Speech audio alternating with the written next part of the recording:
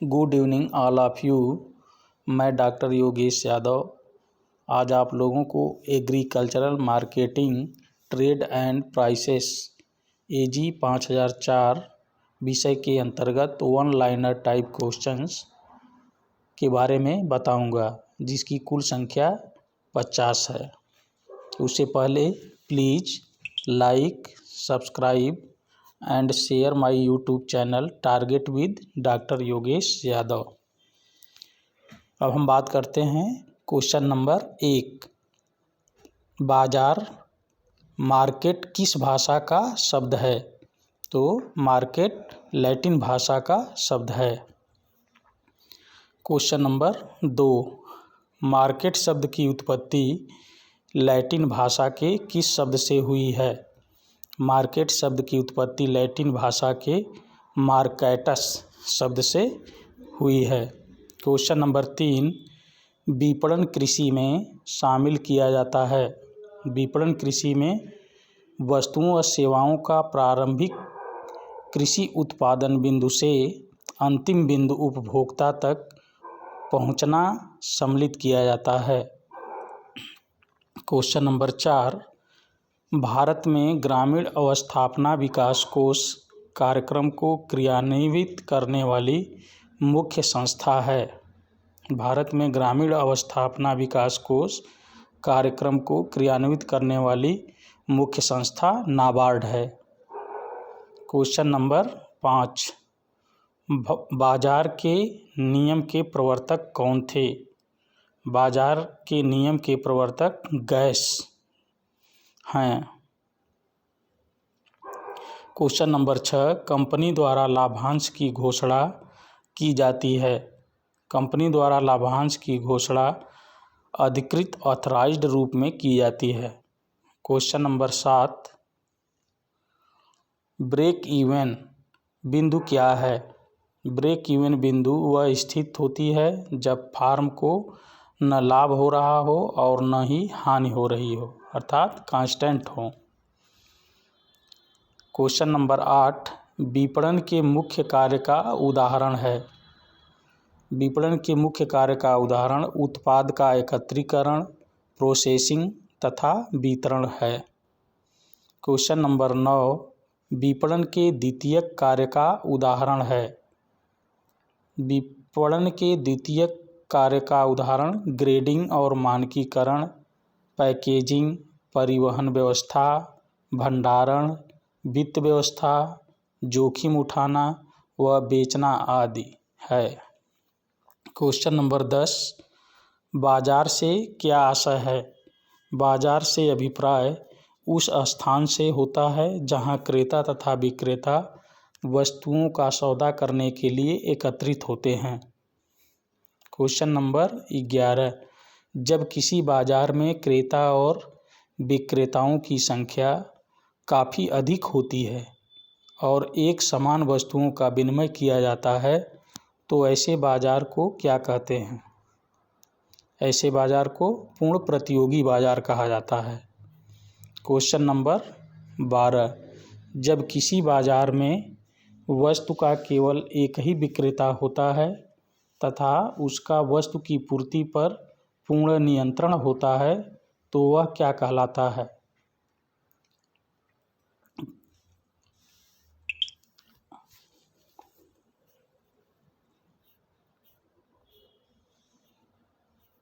जब किसी बाजार में वस्तु का केवल एक ही विक्रेता होता है तथा उसका वस्तु की पूर्ति पर नियंत्रण होता है तो वह बाजार मोनोपोली एकाधिकार बाजार कहलाती है। यानी अकेले होता है, उसमें वह अपने मर्जी के अनुसार उसकी कीमत प्रोडक्ट की वस्तुओं की तय करता है और उसे बेचता है। उसमें क्रेता का क्या होता है? नुकसान होता है और विक्रेता को ज़्यादा लाभ मिलता है। वो मनमाने रूप में वस्तुओं की क्या करता है? बिक्री करता है। Question number 13। जब बाजार में वस्तु के केवल 2 ही विक्रेता होते हैं तो उसे क्या कहते हैं? द्वयाधिकार, ड्यूपोली मार्केट कहते हैं। जब बाजार में वस्तु के विक्रेताओं की संख्या 2 से अधिक किंतु बहुत अधिक नहीं होती है तो इसे क्या कहते हैं?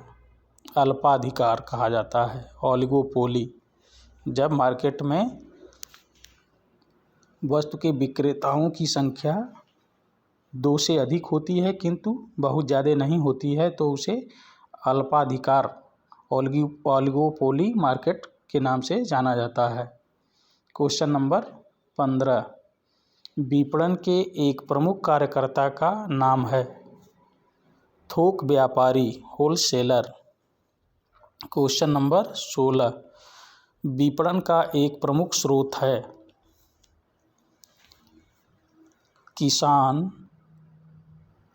थोक व्यापारी, फुटकर व्यापारी, फिर उपभोक्ता।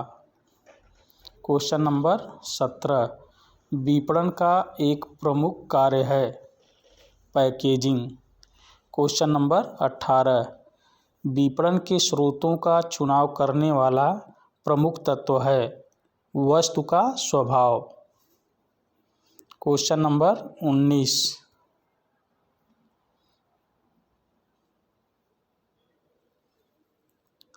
किसी वस्तु को उत्पादक से उपभोक्ता के हाथों में पहुंचने वाली विभिन्न विपणन क्रियाओं या सेवाओं पर खर्च का संपूर्ण योग क्या कहलाता है? विपणन खर्च कहलाता है।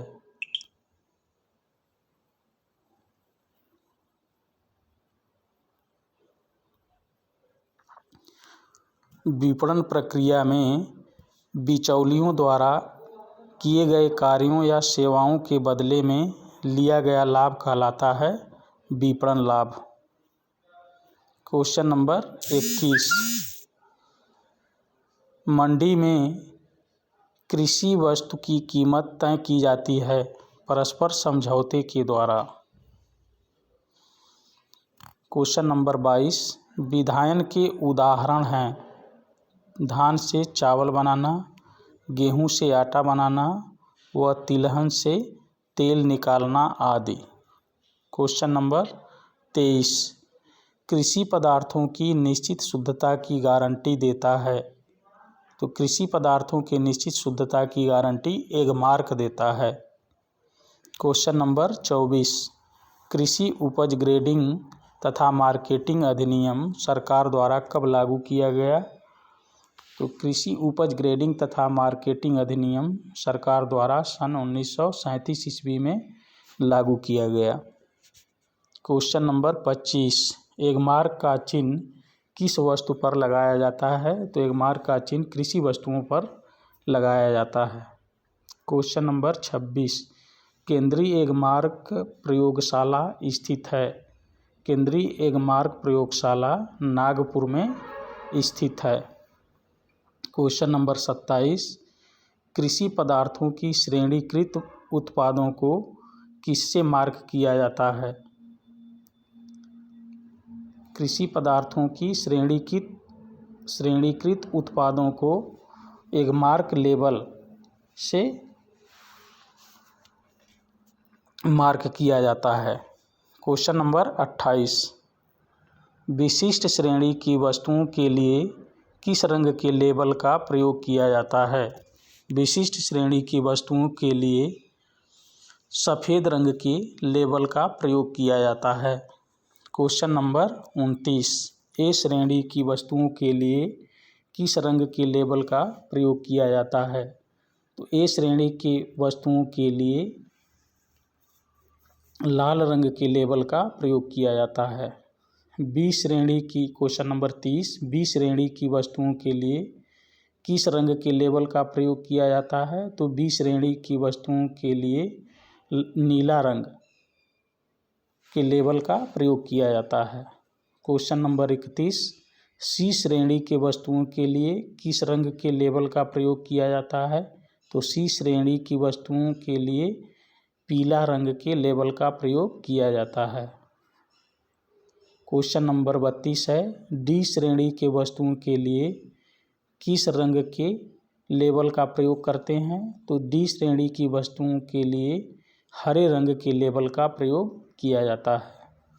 क्वेश्चन नंबर 33, खाद्य प्रसंस्करण किस प्रकार की उपयोगिता बढ़ाता है? खाद्य प्रसंस्करण रूप उपयोगिता को बढ़ाता है। क्वेश्चन नंबर 34, परिवहन किस प्रकार की उपयोगिता को बढ़ाता है? तो परिवहन स्थान की उपयोगिता को बढ़ाता है।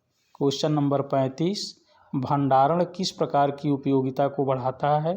भंडारण समय की उपयोगिता को बढ़ाता है।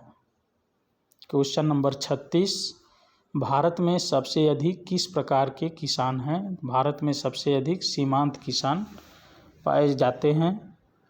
क्वेश्चन नंबर 37, सीमांत किसान के पास कृषि योग्य भूमि कितनी होती है? सीमांत किसानों के पास कृषि योग्य भूमि 1 हेक्टेयर से कम पाई जाती है। क्वेश्चन नंबर 38, भारतीय खाद्य निगम की स्थापना कब की गई थी? भारतीय खाद्य निगम की स्थापना सन 1965 ईस्वी में की गई थी। क्वेश्चन नंबर 39, राष्ट्रीय कृषि विपणन संस्थान स्थित है? तो राष्ट्रीय कृषि विपणन संस्थान जयपुर में स्थित है। क्वेश्चन नंबर 40, नेफेड का पूरा नाम है? नेफेड का पूरा नाम राष्ट्रीय कृषि सहकारी विपणन संघ है। क्वेश्चन नंबर 41, नेफेड की स्थापना कब की गई थी? नेफेड की स्थापना सन 1958 ईस्वी में की गई थी। क्वेश्चन नंबर 42, नेफेड का मुख्य कार्यालय स्थित है? नेफेड का मुख्य कार्यालय दिल्ली में स्थित है। क्वेश्चन नंबर 43, एशियाई विकास बैंक की स्थापना कब की गई थी? एशियाई विकास बैंक की स्थापना दिसंबर 1966 ईस्वी में की गई थी। इसको एडीबी के नाम से भी जाना जाता है। एशियाई विकास बैंक। क्वेश्चन नंबर 44, एशियाई विकास बैंक एडीबी ने कब से कार्य करना शुरू किया? तो एशियाई विकास बैंक एडीबी ने सन 1967 1 जनवरी 1967 से कार्य करना शुरू किया। क्वेश्चन नंबर 45, एशियाई विकास बैंक का मुख्य कार्यालय स्थित है? एशियाई विकास बैंक का मुख्य कार्यालय फिलीपींस की राजधानी मनीला में स्थित है। क्वेश्चन नंबर 46, भारतीय निर्यात आयात बैंक की स्थापना कब की गई थी? भारतीय निर्यात आयात बैंक की स्थापना 1 जनवरी 1982 ईस्वी को की गई थी। क्वेश्चन नंबर 47, भारतीय निर्यात आयात बैंक को और किस नाम से जाना जाता है? तो भारतीय निर्यात आयात बैंक को एग्जिम बैंक के नाम से भी जाना जाता है। क्वेश्चन नंबर 48, भारतीय निर्यात आयात बैंक का मुख्य कार्यालय स्थित है? भारतीय निर्यात आयात बैंक का मुख्य कार्यालय मुंबई महाराष्ट्र में स्थित है। क्वेश्चन नंबर 49, भारत के निर्यात आयात बैंक की शाखाएं किन किन देशों में स्थित हैं? भारत के निर्यात आयात बैंक या एग्जिम बैंक की शाखाएं विदेशों में भी स्थित हैं। कौन कौन से देश में हैं? वाशिंगटन, सिंगापुर, आबिदजान तथा बुडापेस्ट हंगरी में स्थापित किए गए हैं EXIM bank. Question number 50, last question है, वैट कब से लागू किया गया है? वैट भारत में वैट की शुरुआत 1 अप्रैल 2005 से की गई है। Thanks all of you.